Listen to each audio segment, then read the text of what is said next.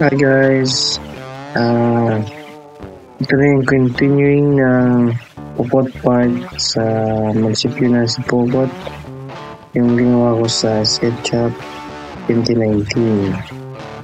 So guys, i-render na natin siya. Yan, Pupot part SketchUp 2019. Yan guys, na-render ko siya sa V-Ray. Para sa mga nakapunta na at nagpipicture na sa munisipyo, ito guys, ginawa ko yung Pupot part. Legit kayo guys na 3D. Hindi siya guys Photoshop. Teka lang, use natin yun. Si Manong. Wala siya sa niya.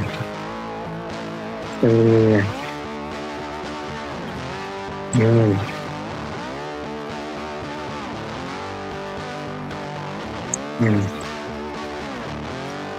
Kaway-kaway dyan sa mga SketchUp user. Konting trivia lang guys. Natutunan ko yung SketchUp sa itutunan ko siya ng pagtrabaho ko sa Japan Home Center. So doon, nilipat mo sa Photoshop, tapos bigyan mo siya ng actual perspective kasi doon mo siya ilalagay. Hindi mo lalagay yung sukat and mga other info para less na ang communication nyo sa papagawan. Doon na lang siya titingin. Yung kulay, ganito. So ito yung guys, ginawa ko. Sad to say, nidelete ko kasi yung material ng pag-render. Kaya basic na yung nilagay kong coloring. Yan guys. At para sa nagtatanong, anong task ba niyan? Hindi natin malaman yan. Kaya mali pala. Ito pala. Yan. 38 inches. 38.02. Sindo. Tapos yung haba. Ano gano'n ba yung kahapon guys? 335.18 inches. Yan guys. Yung ganyan ang pagkalan ng sukat ng taas at haba. Yan. Yan yung inspired sa Pupot part dito sa Pupot Camarines Resort. So ipahintay natin guys.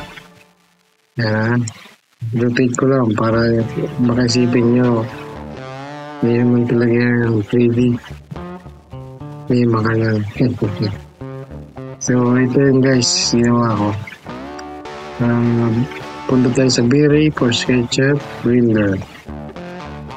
Yan. Yan guys, napaka-realistic na. Kahit basic lang yung nilagay natin coloring na material. Yan guys, makita mo siya na parang ayos din. Magubat nga lang siya sa laptop pag nagre-render kasi malakas ang memory. So ito yung guys, ang pag-render ng 3D perspective sa SketchUp. Konting preview lang guys yan. Pagkatapos itong loading, din natin guys malaman na yan, finished product na siya. Kaya yun, mag-subscribe na at mag-follow na sa aking Facebook account at YouTube account. Buhay si Pupot Camarines Resort. And guys, for today's video, rendering si Pupot part 100% 3D. Ikot na natin. Tapos yan. I-press mo lang siya. Oh, yes. Hintay na lang. Hintay lang natin. Likat natin. Ayan.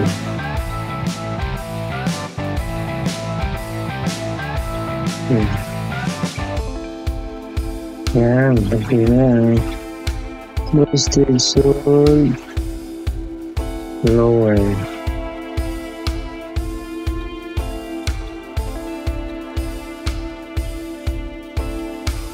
Yan.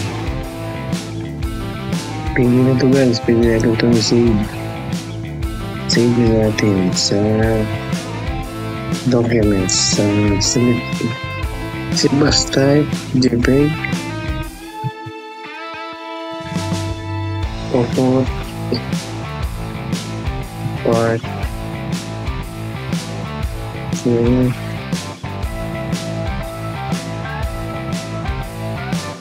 Cylinder. Yan. Punta tayo sa documents.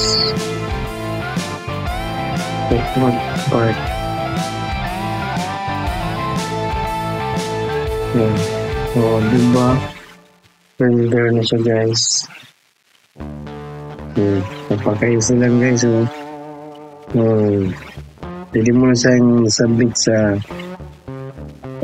sa site, sa gagawa. Kung gusto mong kalabasan ng papagawa, yun ang babasayan. Salamat guys sa panonood at huwag kalimutan mag-subscribe at mag-follow. Oh yes!